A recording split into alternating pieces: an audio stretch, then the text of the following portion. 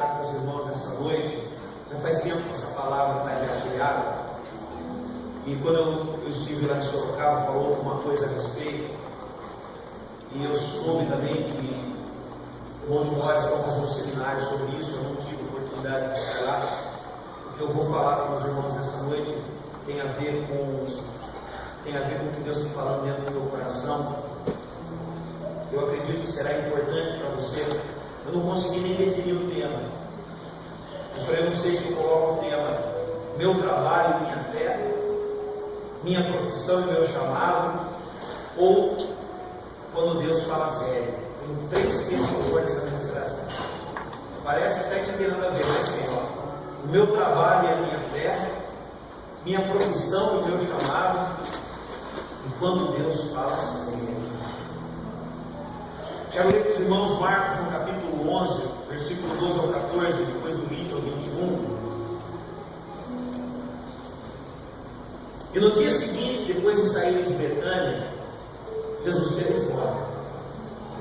E avistando de longe uma figueira que tinha folhas, ele foi ver se porventura, guarde bem que a figueira tinha folhas, se ele acharia nela alguma coisa. E chegando a ela, nada achou senão folhas, porque não era tempo de figos. Jesus falando disse: figueira, nunca mais coma alguém fruto de ti. E seus discípulos ouviram isso. Quando passavam, na manhã seguinte, viram que a figueira tinha secado desde as raízes. Então Pedro, lembrando-se, disse: olha, mestre, secou-se a figueira que amaldiçoaste. E aí? A figueira, irmãos, ela tem algo diferente das demais árvores. Eu estudei satanismo na minha vida, fiz bastante estudo sobre satanismo. E o satanismo usa esse texto para dizer que Deus, para dizer que Jesus é incoerente. Uma das bases do satanismo está em que Jesus é incoerente, que Jesus faz coisas absurdas. Por que Jesus amaldiçoou uma figueira que nem era tempo de figo? Essa é a colocação do satanismo. Mas na verdade, se você for entender bem esse texto, você vai perceber que a figueira era diferente das outras árvores. A figueira, ela dá o fruto primeiro e depois a folha. Ela não é como uma árvore normal que a gente conhece, que fica seca, dá no inverno, cai as folhas, depois nascem as folhas, nascem as flores e depois os frutos. A figueira não é assim. A figueira, a primeira coisa que nasce nela é o fruto.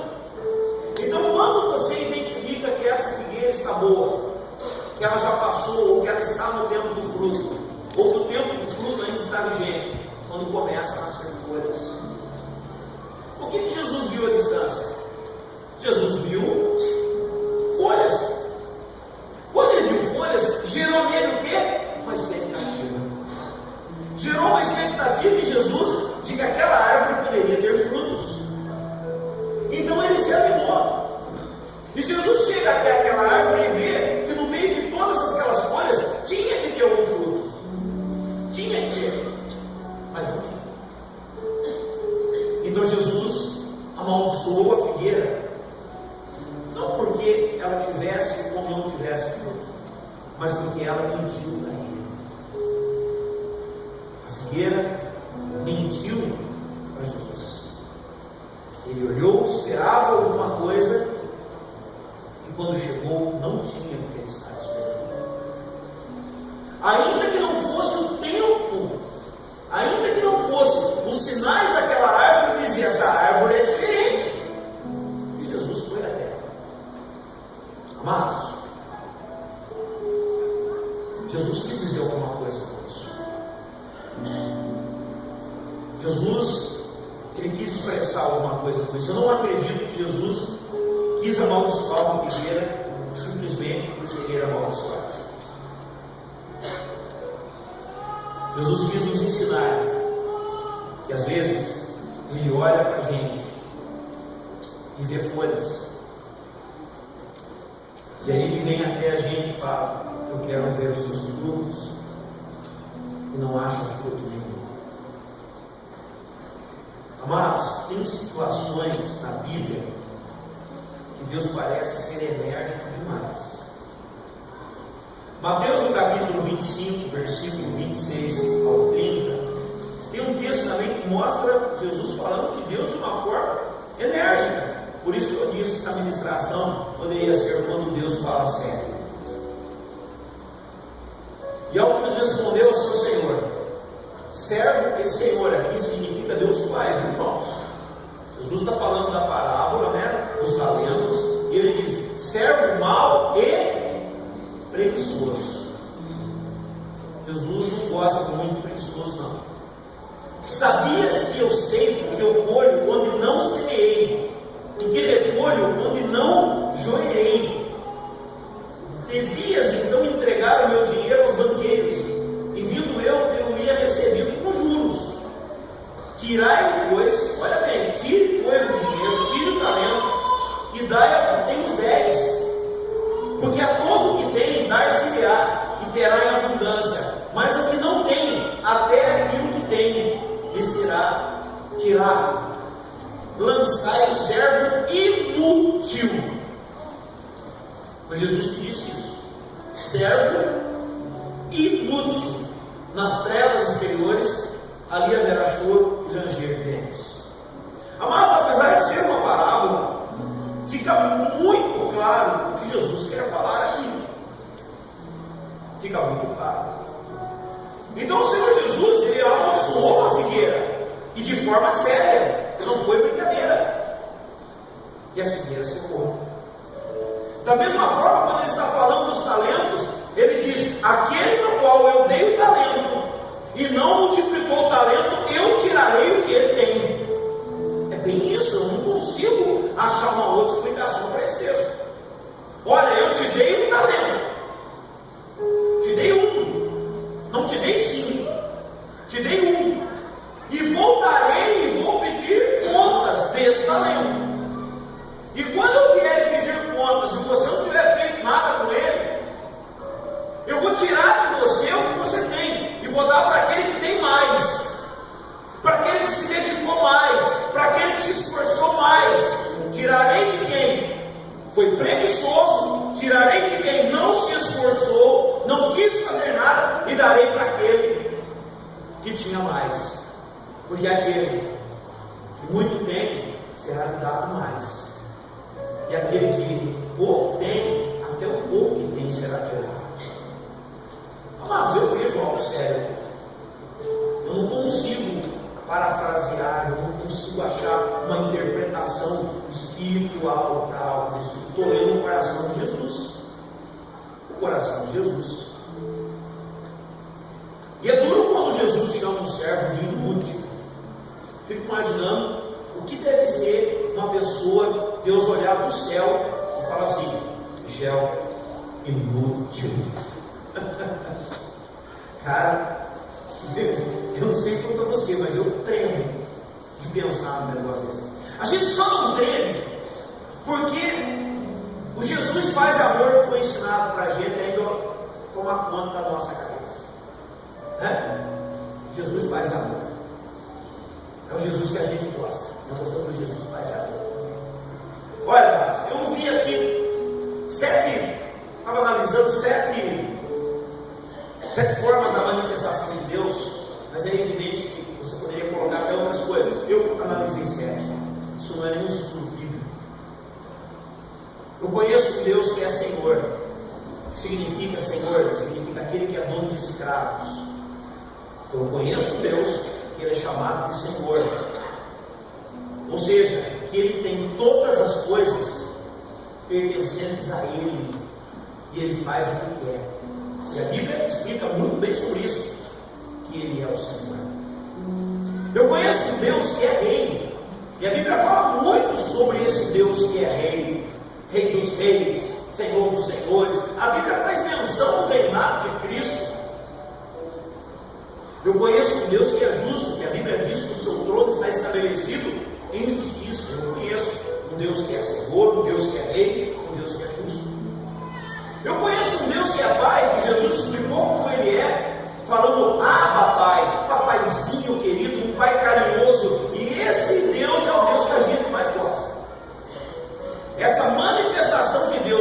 pai é o que a gente mais gosta.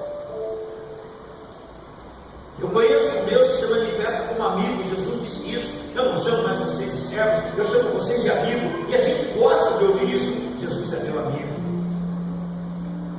E talvez o Deus que a gente curta muito mesmo, né? Estamos falando de um Deus fatal. É o Deus que é amor. Deus que é amor. Tem até igreja nisso. Deus é amor. Não tem coisa mais gostosa do que isso, né? Ah, Deus me ama. E a gente canta: me ama Ele, me ama Ele. E é verdade. Porque esse é o Deus que a gente mais gosta. Mas eu também conheço um Deus que muito pouco se fala sobre Ele, mas não há muito interesse. E eu diria que é um Deus sério. Eu diria que é um Deus comprometido. Esse Deus sério, a gente não gosta de falar muito dele. Vamos falar do Deus Pai de amor, vamos falar do Deus amigo, vamos falar, né, do Deus provedor. Vamos falar, esse Deus eu quero que fale. Não vamos falar muito desse Deus sério, não. Eu queria dizer para os irmãos que por mais que a gente queira melhorar, por mais que a gente queira melhorar, Deus faz algumas coisas que a gente não quer. Quem matou Jesus foi Deus. Deus matou Jesus, o Pai. Jesus não chega para o diabo e diz assim: diabo, eu te repreendo, você não vai me matar, não. Jesus sabia que o diabo não tinha nada a ver com isso. Jesus não chegou para o exército romano e disse: exército romano, eu digo, vocês não tocam em mim. Não disse. Ele disse: Pai, se o Senhor puder, me livra. Porque ele sabia que era o Pai que iria entregá-lo à morte. Quem matou Jesus? O Pai. O Pai. Foi por isso que ele pediu para Abraão: quem é que ia matar Isaac, irmãos? Era o Pai, era Abraão que ia matar. Aquilo era exatamente um paralelo de Deus e Jesus. Tem um Deus muito sério no céu. Tem um Deus muito sério que age na terra, que me ama, que é Pai, que é amigo, que é tudo isso. Mas é sério. É bem sério. Eu estava me lembrando dos nossos filhos, aliás, eu estou me lembrando dos meus filhos, né? Eu me lembro que eu chegava com os meus filhos e falava: ei, levanta que eu preciso de você. Ah, não, estou com sono. Aí a gente olha, a gente é frouxo, né? A gente vai falar: tadinhos, vocês dormiram um pouquinho. Eu quero dizer para você que tem um Deus no céu que quando Ele olha para a gente, Ele fala assim: ô, acorda aí que eu estou precisando de você. Ah, eu vou dormir mais um pouquinho. Inútil! Difícil a gente imaginar um negócio desse, né? Porque se Deus falar algo, mata tudo, né? Não fala nada, né? Só fala poeira sobre poeira. Mas é exatamente isso que nós estamos vendo aqui. Amados, eu posso usar a Bíblia para fazer o que quiser. É isso que muda a Bíblia para fazer o que quiser. Agora, se nós quisermos entender o Espírito de Deus, vamos entender que tem um Deus sério no céu. Sério. Que tratou das coisas de forma séria. Que foi capaz de levar o filho dele para a cruz de forma séria. Muito séria. E que fala várias vezes na Bíblia de coisas sérias. E ele diz: eu mandei você acordar, acorda, preciso de você faça algo por mim. Eu disse isso aqui no domingo passado e vou repetir. À medida que eu ouço o chamado de Deus para a minha vida, duas coisas acontecem: ou eu me mexo, ou fico frustrado. Quando Deus me chama, duas coisas acontecem. O que está acontecendo aqui, Fred? Não sabe? Quando Deus chama alguém de forma séria, ou você se mexe, ou você se frustra. E amados, tem duas coisas que agradam a Deus, e eu gostaria de dizer que elas são bem sérias, e uma das duas a gente vai ter que escolher aqui nessa noite. Ou temos que escolher. Se não for nessa noite, no dia a gente vai ter que escolher. A primeira coisa que Deus, que agrada a Deus, está no Salmo 116, versículo 15. Preciosa é a vista do Senhor a morte dos seus santos. Há uma versão que diz, isso mesmo, preciosa é a vista do Senhor a morte dos seus santos. Então, uma das coisas que Deus gosta, que Deus acha bom, é quando aqueles que são dele morrem.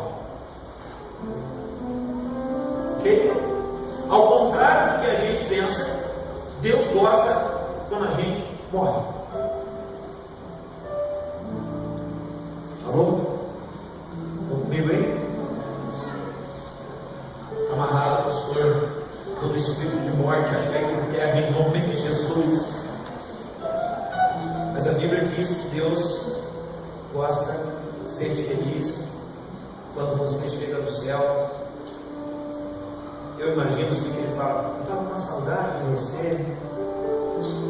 E tem uma outra coisa que é muito séria, isso é sério, irmãos. E outra coisa que é muito séria, que está em Lucas capítulo 15, versículo 7, que diz: digo-vos que assim haverá maior alegria no céu por um pecador que se arrepende, do que por 99 justos que não necessitam de arrependimento. Tem outra coisa que deixa Deus contente: quando um pecador se arrepende.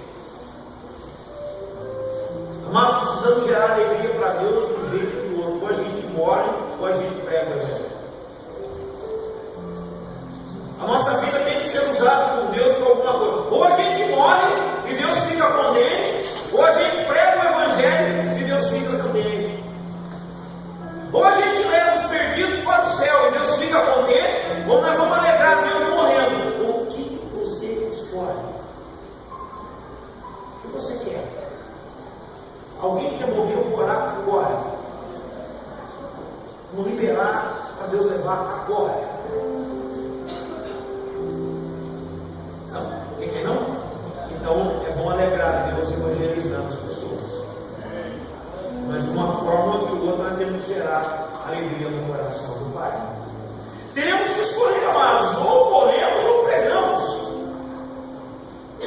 Amados, nós somos muito intensos. Nós somos. Quando nós ouvimos alguma coisa, a gente cai de cabeça. Então agora eu não quero morrer, então eu vou pregar o Evangelho e eu vou pedir a conta do meu serviço, eu vou parar de trabalhar, eu vou viver por fé. Eu já vi muito isso acontecer. Já vi bastante na minha vida. Eu vou viver agora só por reino.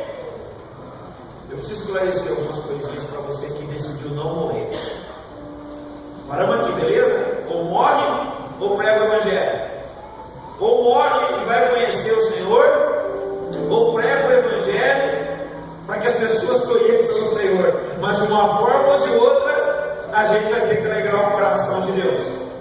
E nós falamos assim: então eu vou pregar o Evangelho a partir de agora, e eu vou largar todas as coisas, e já chega para a mulher e fala: olha, mulher, se vira, porque eu não trabalho mais. Eu já vi isso, já vi bastante, já vi pouco não, confusões. Eu agora vou viver pela fé. E eu percebo que essas pessoas que falam que vão viver pela fé, na maioria das vezes elas estão numa crise no trabalho, então elas acham que viver pela fé não é trabalho, ou é um trabalho mais mole. Quero ser igual o pastor, vida boa, não. Vida boa, vida boa. Deus faça a todos vocês pastores. Cada um daqui tem um monte de igreja para tomar conta, em nome de Jesus. Você tenha 400, 500 ovelhas sob o seu pastorado, que eles ficam na sua orelha dia e noite, em nome de Jesus. Eu faço voto que você produza no reino de Deus, irmão. Produza. Se você acha que o pastor não faz nada, que você seja o maior de todos. Você fazer menos ainda, em nome de Jesus. Eu quero que muitos pastores saiam daqui. Amém? Inclusive, se Deus permitir, você pode pegar o meu lugar, inclusive, tá tranquilo, tá bom? Mas enfim, quero dizer para você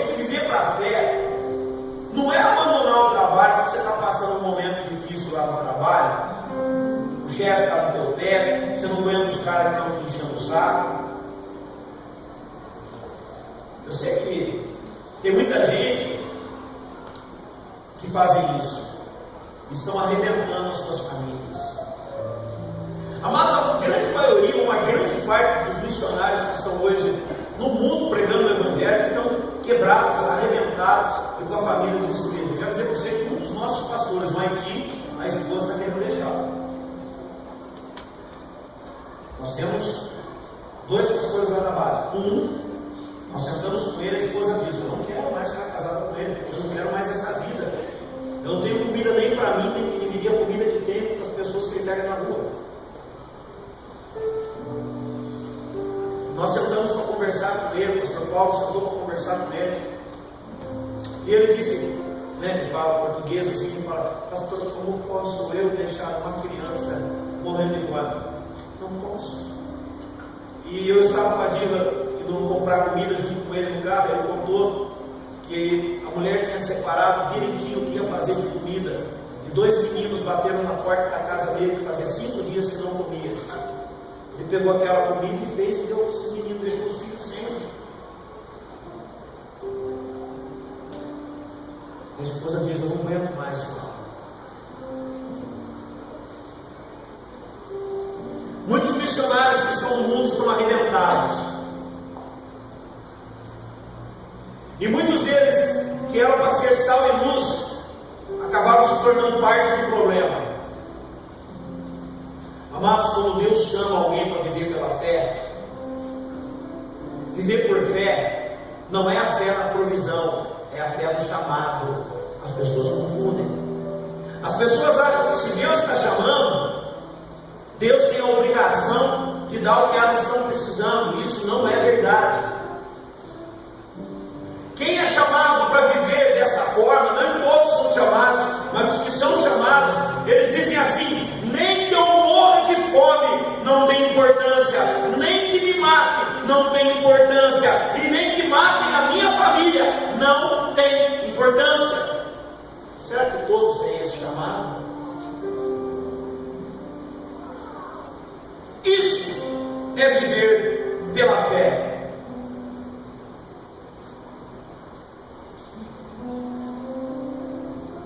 O problema, amados, é que não é o chamado, mas a dificuldade que as pessoas estão passando no dia a dia estão sendo combustível para elas quererem viver, entre aspas, pela fé.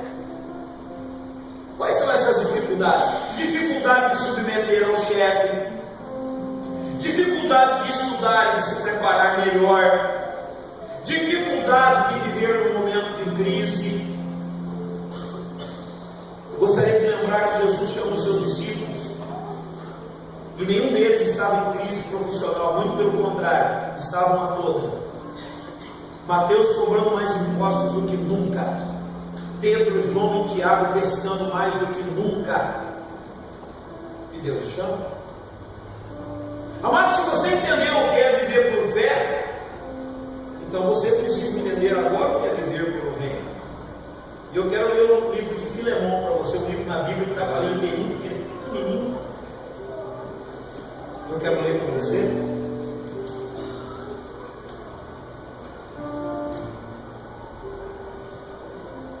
Paulo, prisioneiro de Cristo Jesus, e o irmão Timóteo, ao amado Filemão, não é Filemion, é Filemão, também nosso colaborador, e a irmã Áfia e Arquipo, nosso companheiro de lutas, e a igreja que está em sua casa. Graça e paz a vós outros, da parte de Deus nosso Pai e do Senhor Jesus Cristo. Dou graças ao meu Deus, lembrando-me sempre de ti nas minhas orações, estando ciente do teu amor e da fé que tens para com o Senhor Jesus e todos os santos, para que a comunhão da tua fé se torne eficiente no pleno conhecimento de todo o bem que há em nós para com Cristo. Pois, irmão, tive grande alegria e conforto no teu amor. Paulo está falando com o irmão, tá? O irmão é um fazendeiro. Porquanto o coração dos santos tem sido reanimado por teu intermédio. Paulo dá uma boa puxada de saco nele antes de falar o que queria com ele. Dá aquela alinhada, aquela amortecida, aquela babada para deixar ele bem amaciado.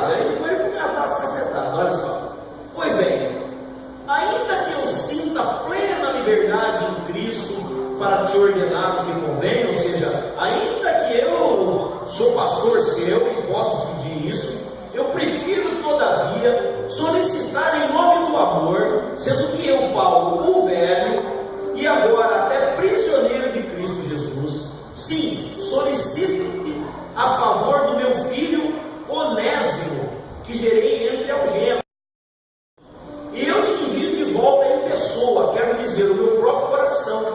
Eu queria conservá-lo comigo, mesmo para, em teu lugar, me servir nas algemas que carrego por causa do Evangelho. Nada, porém, quis fazer sem o teu consentimento, para que a tua bondade não venha a ser como que por obrigação, mas de livre vontade. Pois acredito que ele veio a ser afastado de ti temporariamente, a fim de que o recebas para sempre. Não como escravo, antes muito acima de escravo, como irmão caríssimo, especialmente de mim, e com maior razão de ti, quer na carne, quer no Senhor. Se portanto me considero, a chantagem de Paulo, companheiro, recebe como se fosse a mim mesmo. E se algum dano te fez, ou te deve alguma coisa, lança tudo em minha conta. O cara era escravo, Paulo ia até bater na aula. Eu, Paulo, de próprio punho escrevo, eu pagarei, para não te alegar que também tu me deves até a tu mesmo. Mas eu levei o Evangelho para você, você deve a vida para mim. Sim, irmão, que eu receba de ti no Senhor esse benefício. Reanima-lhe com o coração em Cristo. Certo como estou da tua obediência, eu te escrevo, sabendo que farás mais do que estou pedindo, e ao mesmo tempo, prepara-me também pousada, pois espero que por vossas orações eu vou ser restituído, vou sair da cadeia. Aí ele faz as saudações para eles. Deixa eu explicar para você aqui, se você não entendeu. Paulo conhece um rapaz chamado Onésimo e descobre que Onésimo era escravo de Filemão. O escravo nessa época bíblica funciona mais ou menos assim. O cara contraía, pode ser sobre outros padrões também, mas no geral ele contraía uma dívida, e para pagar essa dívida ele se vende como escravo. Então provavelmente o que aconteceu entre Onésimo e Filemão foi assim: Onésimo provavelmente estava muito endividado e se vendeu para Filemão. Vendeu, pegou o dinheiro, pagou as contas, foi lá trabalhar para Filemão e escapou, vazou, foi igual. Eu pergunto para você, meu irmão, você acha que Deus gosta de escravidão? Com certeza não. Aí o que acontece? Onésimo está fugido e um dia, numa reunião caseira, quem que ele vai naquela reunião e encontra Paulo, e Paulo fala do Evangelho para ele. E aí ele abre o coração, ele vai para o encontro com Deus e confessa os pecados. Na confissão, ele diz para Paulo que ele é um escravo fugido. Aí Paulo fala: peraí, você é um escravo fugido? Sou. Volta. Volta para o cara que pagou a tua dívida. Volta para lá. Mas se eu voltar, a lei diz que ele pode me matar. Volta, eu vou fazer uma carta para dar uma força para você, mas volta. Onésimo pega essa carta e entrega para Filemão, e ela virou uma carta bíblica, na qual ele chega para Paulo, está dizendo para Filemão: olha, Filemão, esse rapaz aqui antes era inútil. Ele era inútil, ele não servia para nada, porque você tinha comprado, ele trabalhava para você, mas era inútil porque o coração dele não estava com você. Contudo, agora ele conheceu o Evangelho e eu estou trazendo ele de volta para você. Agora você vai ter uma pessoa para trabalhar, e quando ele trabalhar para você, ele não vai mais trabalhar para você, ele estará trabalhando para você como se fosse para Deus. Então você ganhou agora, ganhou muito. Não faz mal para ele não, não mata ele não, mesmo que você deve para mim a sua vida. E tem um detalhe: eu vou ser solto da prisão. E ele não foi. Eu vou ser solto da prisão, e quando eu for solto, eu quero ir para a tua casa. Ou seja, eu quero ver o Onésimo aí. Eu quero ver. Amados, o que mais me chama a atenção nesse livro de Filemão é que um homem agora, que conhece o Evangelho, é obrigado a consertar a sua vida. E como ele vai consertar a vida dele? Trabalhando melhor do que sempre trabalhou. Porque agora ele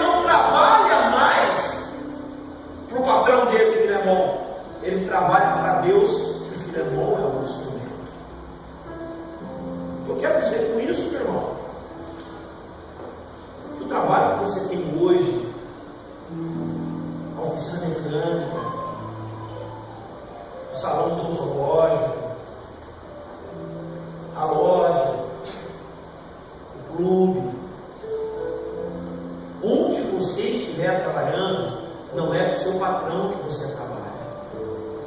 Não é. Você trabalha para Deus. Para Deus. E o que eu queria colocar para vocês hoje, meus amados, é isso: é a figueira com o fruto. O Senhor voltará e vai querer frutos de cada um de nós, aonde você estiver. Você não precisa deixar o seu serviço e achar que você vai sair por aí e você vai sair pregando. Você vai morrer de fome se você fizer isso. Sua mulher vai largar você. Deus quer que você dê frutos aonde você estiver. Deus irá atrás de cada um de nós, ou virá tratar com cada um de nós, para que a gente dê fruto aonde está. Nós não podemos ser agentes secretos de Cristo infiltrados no nosso trabalho, que é o que eu percebo que nós somos. O cara chega lá na Roma com o Michel. E aí, Michel? Você é crente? Ah, você está brincando. Porque eles conhecem a gente por crente, não por cristão, né? Crente até o diabo é, mas ele vai dizer que ele crê e prega. Mas sabe, amados, será que as pessoas estão conseguindo enxergar em nós aquilo que nos identifica com Cristo? Será que nós conseguimos ser aqueles que são patrões, conseguir ser patrões como se estivesse servindo a Cristo e não pisando nas pessoas? Será que nós, quando trabalhamos, achamos que estamos trabalhando e temos que explorar o máximo possível? Eu conheci um pastor, amado, que era amigo meu. Chegou um dia para mim e disse assim: eu preciso ser mandado embora e eu vou começar a aprontar na minha firma. Ele começou a dormir embaixo da banca.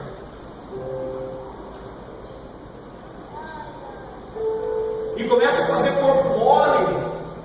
Aí eu pergunto: como Deus pode olhar? Ou aliás, como as pessoas podem olhar para mim e falar assim: mas peraí, você representa Cristo? Quer dizer, Cristo é mau caráter? Cristo é vagabundo?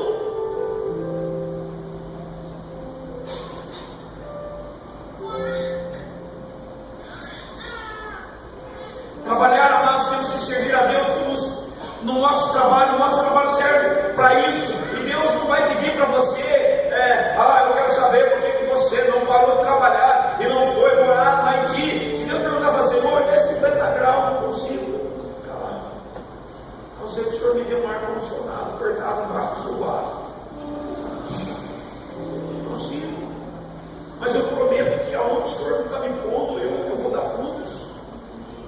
Sabe, Senhor, o Senhor está me colocando para trabalhar, eu estou indo trabalhar lá na usina, então pode contar comigo que na usina eu vou dar bom testemunho de caráter.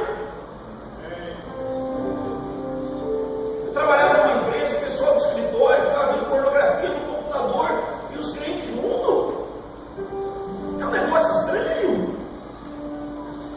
Todo mundo sabe que homens têm dificuldade nisso, mas pelo amor de Deus, mas nem vergonha a gente tem mais. Nem vergonha.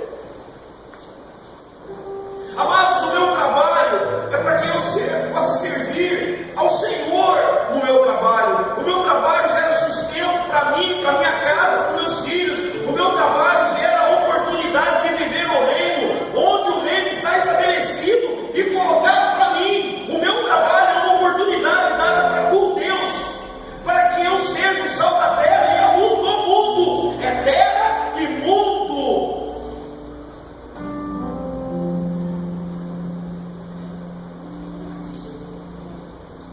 Com o meu trabalho, eu digo para Deus o quanto Ele vale. Você sabia que com o seu trabalho você diz para Deus o quanto Ele vale? Sabe por quê, meu amado irmão? Só um filho de Deus regenerado, transformado, é capaz de tirar algo que é seu, entre aspas, e entregar para Deus, para poder fazer a obra dele aqui. Me perdoe, um convertido não dizimista não é convertido, na minha opinião. E se a igreja que você está indo tem ladrão, saia dela. Saia dela. mas toda igreja deve se unir com um propósito. E eu sempre ouvi dizer que a última coisa que se converte na vida da gente é o bolso. É mesmo. Eu estava conversando com o Chapéu no estádio hoje. Eu estava conversando com o Chapéu quinta-feira, sexta-feira, né? Fui na casa dele e ele falou algo para mim que eu achei tremendo. O Chapéu está aí? Não, né? Não veio hoje. Ele falou, pastor, o problema não é ser liberto das drogas. Ser liberto das drogas foi até a parte mais fácil. O problema é eu ganhar o caráter de Jesus tendo um caráter de drogado. Nossa, isso pegou tão forte para mim, nunca tinha imaginado algumas vezes. Falou, olha, parar com as drogas, eu vivi 20 anos cheirando cocaína, mais de 20 anos. Parar com as drogas não foi o problema. Foi difícil, mas eu parei. Agora pegar aquele caráter de drogado, e agora ter um caráter de Cristo, que é o problema. Parar de tomar pinga não é o problema. Nós fazemos beber teve já na cabeça. Ok, parou. Mas o caráter ainda é de bêbado. Olha, pastor, eu tinha um caráter terrível, eu fazia isso, aquilo, era terrível nas minhas ações. Mas Jesus me libertou. Verdade, querido? E mudou a sua vida. O caráter de Cristo está em você. Eu ainda minto, engano, não falo com a minha esposa. Nós somos mas eu deixo ela fora das coisas. Temos problemas de caráter. Deus quer usar a cada um de nós, mas precisamos refletir, desejar. Deus não está pedindo perfeição, mas nós temos que desejar esse caráter de Cristo, porque Deus é um Deus sério que virá procurar frutos em nós. Colossenses capítulo 3, versículo 22 ao versículo 25. E vós, trabalhadores, obedecei em tudo os vossos patrões segundo a carne, patrões aqui da terra, não servindo somente à vista para agradar aos homens, mas em singeleza de coração, temendo ao Senhor. A Bíblia fala por si. E tudo quanto fizerdes, fazei de coração, como se fosse fazer para Deus e não para homens, sabendo que do Senhor recebereis como recompensa a herança, servir a Cristo o Senhor. Pois quem faz justiça receberá a paga da injustiça que fez, e não há acepção de pessoas. O que a palavra está falando? Ela fala por si só, amados, que quando nós trabalhamos para Deus, e Deus nos usará, e os recursos que Deus colocará na tua mão servirá para ajudar as pessoas, servirá para dar de comer a quem tem fome, de beber a quem tem sede, servirá para sustentar a sua família, seus filhos, servirá para isso. E temos que fazer isso com honradez, com honestidade. Efésios capítulo 6, versículos 5 ao 9. Quanto a vós outros trabalhadores, obedecei ao vosso Senhor segundo a carne, com temor e tremor, na sinceridade do vosso coração, como a Cristo. Não sirvam a eles à vista como para agradar a homens, mas como servos de Cristo, fazendo de coração a vontade de Deus, servindo de boa vontade assim como ao Senhor e não a homens, certo de que cada um, se fizer alguma coisa boa, receberá isso outra vez do Senhor, quer seja servo, quer seja livre. E vós, senhores, de igual modo, você, patrão, de igual modo, procedei para com eles, deixando de ameaçar, sabendo que o Senhor, tanto deles como vosso, está nos céus, e que para com ele não há acepção de pessoas. Tito capítulo 2, versículo 9 e 10. Exorta os trabalhadores que sejam submissos aos seus patrões em tudo, sendo-lhes agradáveis, e não contradizendo, porque não arrumando briga dentro da firma, nem roubando, defraudando, nem antes mostrando perfeita lealdade, para que em tudo sejam ornamento da doutrina de Deus, nosso Salvador. As pessoas, quando olharem para nós, vão dizer assim: Deus está nesse cara, Deus está nessa mulher. As coisas estão difíceis, claro que estão, não seremos murmuradores. Eu me lembro quando trabalhava numa empresa, chegava no dia do pagamento, gosto de falar isso, eu falei muitas vezes a visitantes aqui, pessoas novas. Eu me lembro de um rapazinho, ele chegava, na hora todo mundo brigava, nós chamávamos o nosso olerite de miserite. Nós dizíamos, ei, lá vem o miserite, todo mundo ficava bravo. Eu não me esqueço do Zé, né? Michel conheceu o Zé. O Zé dando risada sozinho naquele dia, chamava José Alves, e ele ria. E eu perguntei para ele, por que você está rindo? Ele falou, porque hoje eu tenho bife na minha marmita. Ele era crente, eu nunca mais consigo esquecer isso. Eu falei, nossa, você é muito bom. Você está rindo porque você tem bife. Nós deveríamos estar bravos, pedindo aumento, fazendo rebelião. Estou dizendo que sou contra a greve, irmãos. Greve legal. Nós deveríamos estar fazendo isso. Ele pegou a marmitinha, levantou para o céu, na frente de todo mundo, e disse, graças te dou, Senhor, porque não são as coisas grandes desse mundo que movem o meu coração, mas as coisas pequenas. Obrigado pelo bife. E comeu, rindo. Aquela ação dele, dentro da empresa, mudou a minha vida. O nosso país vive a maior crise moral de caráter que já houve.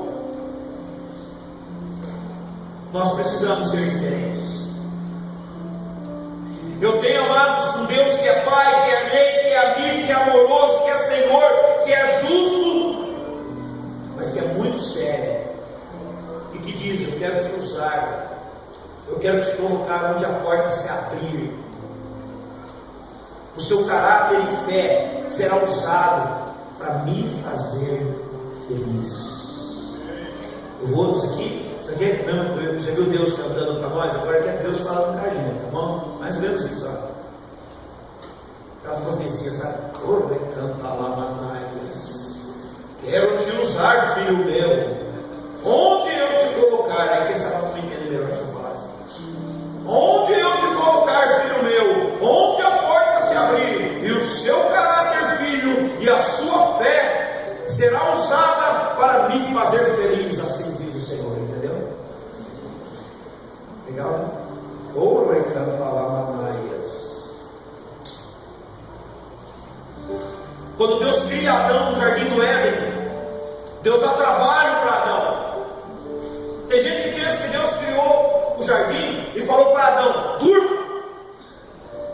A única vez que Deus falou para Adão, durma, ele se deu mal, nasceu Eva. Mentira, né? Quando veio Eva, ele olha e fala, uau, Senhor, agora sim o Senhor acertou na mosca. Eu não aguentava para ver o macaco com a macaca, o cachorro com a cadela, agora eu estou no naipe, agora está legal. Essa é a tradução Almeida Ribeiro corrigido. De ver, está assim. A Bíblia diz isso. O que ele fez no jardim do Éden para Adão? Trabalhar, olha para o irmão lá, fala para ele, vai trabalhar, irmão. Papai fica dormindo demais.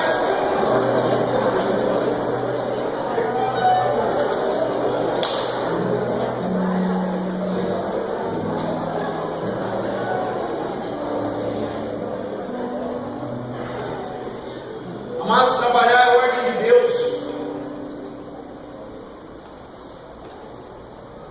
Tessalonicenses capítulo 3, versículo 10 e 12. 2 Tessalonicenses. Porque quando eu ainda estava com vocês, isso vos mando. Diga assim para o irmão que está do lado, Deus está mandando.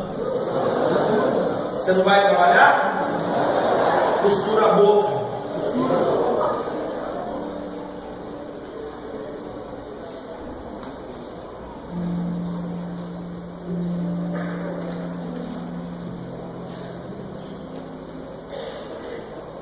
Quando ouvimos que algum entre vós andam desordenadamente, ou seja, quando alguns de vocês estão que nem vagabundo, ficando em casa, não quer fazer nada, não trabalhando, antes começa a fazer o quê? Começa a intrometer na vida dos outros. Gente, a pior coisa que existe uma pessoa é se ela não trabalhar, ela vai arrumar coisa para fazer e vai enfiar o seu buraco. Vai por mim. Se não trabalhar, vai arrumar para a cabeça e vai enfiar o seu buraco. 1 Tessalonicenses capítulo 4. 4, versículo 10 e 12, 1 Tessalonicenses, porque certamente já o fazeis para com todos os irmãos que estão por toda a Macedônia, exortando-nos, porém, irmãos, que ainda nisso abundeis cada vez mais. Em 1 Tessalonicenses, você pôs aí? Procureis viver quietos, tratar dos vossos próprios negócios, trabalhar com vossas próprias com vossas próprias mãos, como já foram mandamos, a fim de que andeis dignamente. Quem trabalha tem dignidade, para que estão de fora e não tenham necessidade de coisa alguma. Quem trabalha, irmãos, e tiver cabeça no lugar, trabalhou e tem cabeça no lugar, vai viver com o orçamento que tem. Não vai gastar além das posses. Não vai envergonhar o evangelho que está devendo para os outros. O trabalho não é uma opção deixada ao nosso critério. Deus manda trabalhar. Efésios capítulo 4, versículo 28. Deus diz que você tem que trabalhar não só para você. Olha o que ele diz: aquele que roubava não roube mais, antes vai trabalhar, fazendo com as mãos o que é bom, para que tenha com que acudir o necessitado. Ou seja, aquilo que ainda nós trabalhamos, Deus espera que a gente separe a parte que é do necessitado. A Bíblia dizia assim: quando você fizer no Velho Testamento, fizer uma plantação de milho, quando você for colher, nunca colha todo o milho, deixa um monte de espigas sobrando, porque quando aquele que não tiver nada passar perto e não tiver o que comer, possa pegar essas espigas também. Nós devemos trabalhar para nos sustentar. Há quem acha que isso não é necessário. Tem jovens que não querem trabalhar, já tem idade suficiente para trabalhar, mas não quer, prefere ficar sem fazer nada e deixa que o pai e a mãe se lasquem. Alguns não trabalham porque não encontram um emprego que lhes agrade, ou porque ninguém veio oferecer um emprego. O desemprego é um fato na vida, mas cristãos que estão se esforçando para agradar a Deus trabalhará no que for necessário para honrar a Deus. Quando a minha filha nasceu, eu fiquei desempregado. Me lembro que a Diva, preocupada, disse para mim: o que nós vamos fazer? Eu falei: não se preocupe, não se preocupe. Eu saio na rua catar latinha, mas o leite dela vai estar aqui em casa. Amados, precisamos tomar algumas decisões. Aconteceu uma tempestade na minha vida no ano de... eu morri agora, fugiu agora o ano. Uma tempestade. E eu fiquei extremamente endividado, e aquilo corroía meu coração, e à noite buscando a Deus: Senhor, o que eu faço? Eu perguntei para a Diva: Diva, o que você acha que a gente deve fazer? A Diva disse: eu não sei, eu faço o que você quiser. Eu senti no coração: eu vou vender a minha casa. E botei a minha casa à venda para pagar as minhas dívidas, porque eu não podia servir a Cristo envergonhado. Uma outra história: Deus fez um milagre. Eu devia para o governo federal, não devia para ninguém, devia para o governo federal, municipal e estadual. O contador chegou para mim e disse: Jair, aconteceu algo. Eu gerei, falei: pronto, você é preso. Ele disse: as suas dívidas desapareceram. Eu falei: caducou? Ele disse: não, essas dívidas não caducam. Está aqui a sua empresa, fechadinha, você não deve nada. Você abre no computador, não há dívida no municipal, não há dívida no estadual, não há dívida no federal, não existia mais. Mas eu coloquei firmemente no meu coração que venderia a minha casa e moraria numa casa menor, mas não envergonharia o nome de Jesus. Amados, devemos ser aplicados nas coisas que fazemos. Eclesiastes, capítulo 9, versículo 10. Foi esse o capítulo seu? Não, pode pôr o Provérbios 21, 25. Pode ser também. O preguiçoso morre desejando, mas as suas mãos recusam a trabalhar. Provérbios 22, 13. Pode colocando todos os versículos sequenciais, eu vou ler todos. Diz o preguiçoso: o leão está lá fora, serei morto no meio das ruas. Sabe o que isso quer dizer? Meu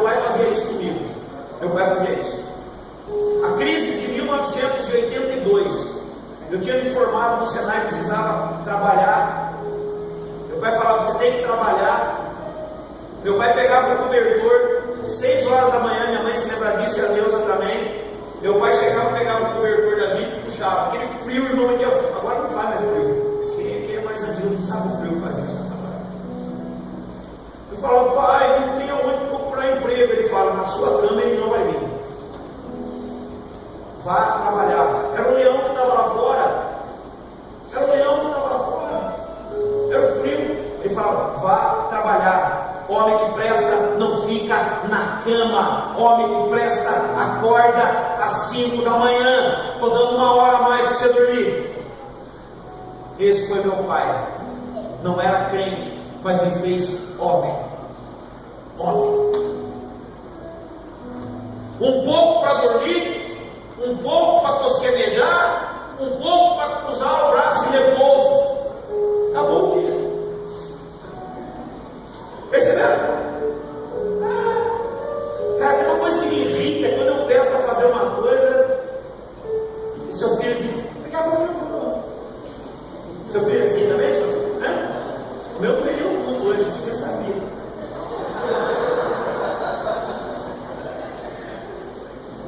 Eu vou já, pai.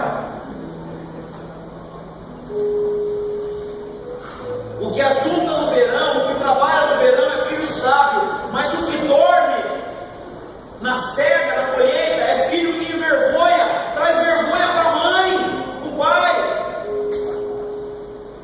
Porque você pode ser pobre, mas não pode ser vagabundo. Não tem problema nenhum as pessoas falarem que você é pobre. Eu falo: sou. Meu Senhor nasceu numa manjedoura, pobre. Pobre. E era o rei do universo. Mas falaram que você é vagabundo, rapaz. Chamar você de vagabundo, você tem que acordar todo dia de manhã e sair catando papelão na rua para ninguém dizer que você é vagabundo. Na frente da minha casa passa uma velhinha de 73 anos de idade, puxando uma carroça, catando papelão. Não é possível que nós não nos envergonhemos disso. Não é possível. Eu paro lá na frente de casa e falo: vó, a senhora não podia estar fazendo isso não, vó. E o dinheiro que eu tenho no bolso eu estou na mão dela, que você sabe disso. Mas ela diz: não tenho vergonha de trabalhar não, filho. Eu falo: o que? Uma mulher dessa? Eu falo: o quê? Vai ter com a formiga preguiçoso, considera os seus caminhos, seja sábio, porque ela não tem chefe, ela não tem oficial, não tem comandante, mas no estio prepara o seu pão, na cega junto o seu mantimento. A formiga aguarda. Um pouco para dormir, um pouco para tosquenejar, um pouco para cruzar os braços em repouso, e assim virá sobre você a pobreza como um ladrão, e você vai ter necessidade como um homem armado.